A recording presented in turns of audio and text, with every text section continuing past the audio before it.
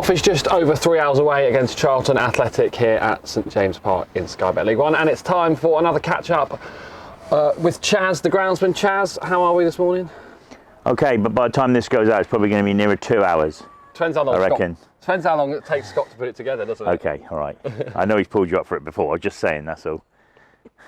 Yeah, no, good. All good. Relaxed today. Got a good prep yesterday. Marking out, finishing off now. So, yeah, and plenty of good time. Weather's good, kind. Yeah, the canvas is stretched. Overcast, but I think it's going to be dry today, isn't it? It's going to be definitely dry today. No sun, no wind. Perfect for golf, really, but also hopefully perfect for football. Obviously, it's match day today, and the last time that we should have played a game here was against Barnsley. Frustrating, I imagine, from your perspective, that game was called off, but of course, player safety is paramount.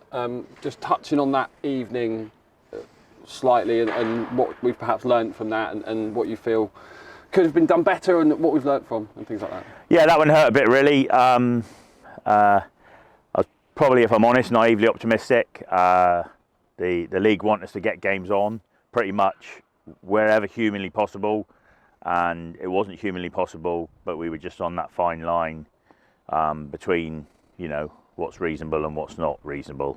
So yeah, we've had meetings about it, and we've agreed procedures in the future, and I won't say it will never happen again, but I'll be very surprised if it happens again. We'll put the early warning flags in, and you know, from my perspective, you know, we'll continue to make sure we get every single game on as humanly, you know, as best we can, even if it's at the detriment of the pitch, because we realise how important it is. And you know, I'm a decent human being, and I really felt sorry for everyone involved who made an effort to come, and unfortunately, yeah, we didn't get that game on, and you know, we've learned from it, definitely learned from it. So. But yeah, it hurt a little bit, that one. It's probably worth mentioning it was ridiculously cold that week, wasn't it? The fact the game even had a chance was probably credit. Yeah. I mean, yeah, I must admit, we debated it and looked at it, and while it was happening, I was talking it through, and you know, the greater majority of the pitch was fine, but it was a bit that was shaded, that didn't get any sun for the few days before. The sun it did get was very minimal, and so.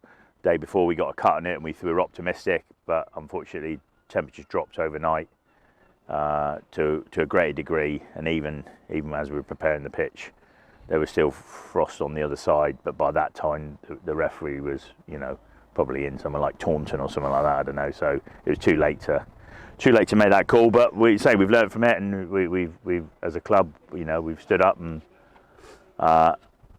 owned it, and we'll do better next time.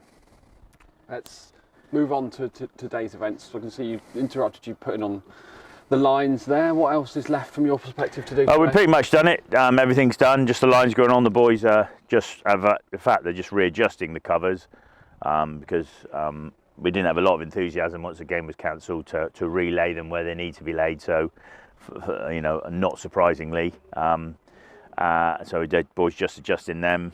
Everything else is ready. So I've got about another 40 minutes of lining, and then it'll be get the cigars, get the big Havana cigars out, and you know, glass of rum. Maybe not the rum or the cigars because I don't smoke. But yeah, no, so all good. I'm not sure if you watched Gary Calder's pre-match press conference for today's game. He did put a public apology out there for wanting use of the pitch on Thursday for that training session, but he did mention the importance of getting the new players used to the surface and used to their surroundings, and I'm sure you'll forgive him for that, won't you? I haven't forgiven him yet, but yeah, I've deleted him and blocked him on all my social media, so I didn't see that. Not that I've got that much social media, to be honest. I've only just discovered it myself. But no, I appreciate I'll always fight for the pitches, in the same way as other members of staff fight for their own departments. And the least amount of play that goes on here, the better. I appreciate and respect his decision. He is the boss, and I stand in line when I have to, but not without a bit of a fight and a bit of a squabble. But no, it's fine. We have a little bit of humour involved in it. Otherwise, it all gets very serious. And we have honest conversations. And we make a decision based on putting the information in the pot, giving it a stir, and coming out with the right decisions. And I respect those decisions. But it doesn't mean I have to like it. The all-important matter of the day then, food, breakfast or lunch coming after? What's food's been done. We went early on the food. We did the cut. We normally do cut and mark out, get everything ready, and then have food. But it's very dry. We've had a dry period, even though it is just the beginning of February. So we have cut the pitch. We've given it a full water down through the centres.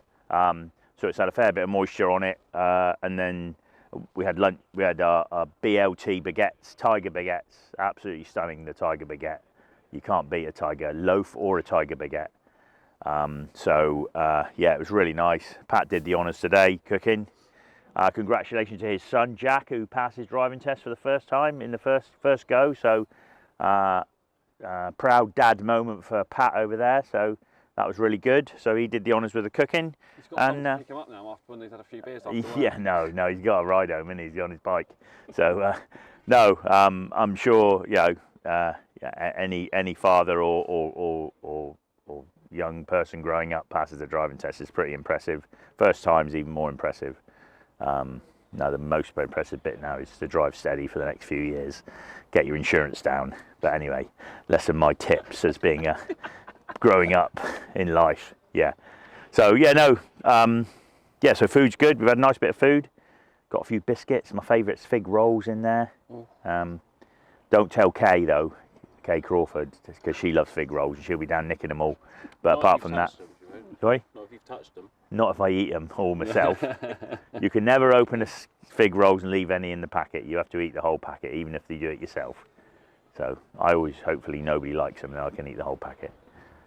That's a great way to end, isn't it? Chaz, thanks very much. We'll let you crack on and finish the lines and then we'll catch up soon.